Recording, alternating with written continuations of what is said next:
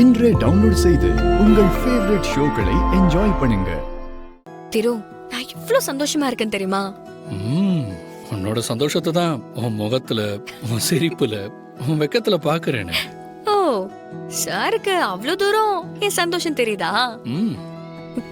திரு, நான் உன்னை லவ் பண்ண ஆரம்பிச்ச நாள்ல இருந்தே நம்ம கல்யாணத்துக்கு நிறைய பிரச்சனைகள் வரும், அதையெல்லாம் சரி பண்ணிதான் ஒண்ணு சேருவோன்னு நினைச்சேன். ஆனா எப்போ எனக்கு நான் உன் அத்தை பொண்ணுன்னு தெரிஞ்ச நிமிஷம் ஒரு மேஜிக் மாதிரி இருந்துச்சு. இப்போ நிச்சயதார்த்தம் கூட எனக்கு ஒரு ஃபேரி டேல் மாதிரி தான் இருக்கு. நான் ரொம்ப லக்கி இல்ல?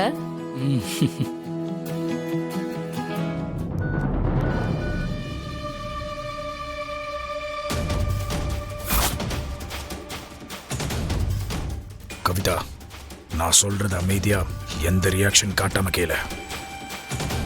நான் அனுப்பின ஆளை உள்ள வச்சு லாக் பண்ணிட்டாங்க.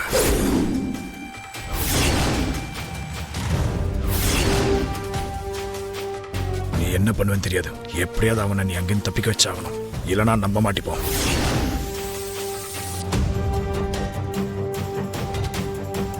என்ன சொல்ற கௌதம்? இது இப்ப நடந்துச்சு? கவி, இப்ப அதை பத்தி பேச நம்மளுக்கு டைம் இல்ல. அவன் அங்க அந்த ரூம்ல இருக்கிற ஒவ்வொரு நிமிஷமும் நமக்கு தான் ஆபத்து.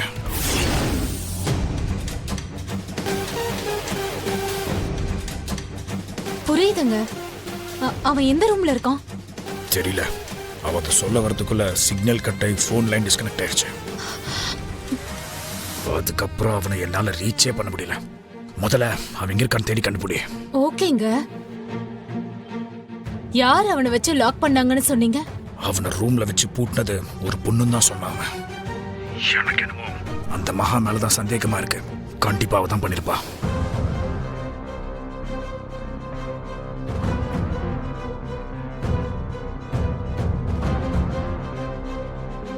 இவையே என்ன இப்படி பார்த்துட்டு இருக்கா?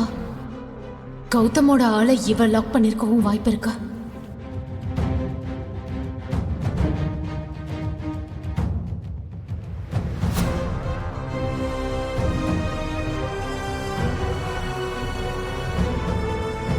கவிதாக்கா ஏன் என்ன இப்படி பாக்குறாங்க?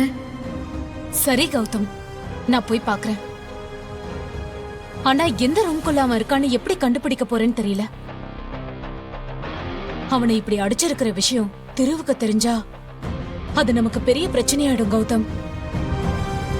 நான் அவனை கண்டுபிடிச்சிட்டு உங்களுக்கு கால் பண்றேன்.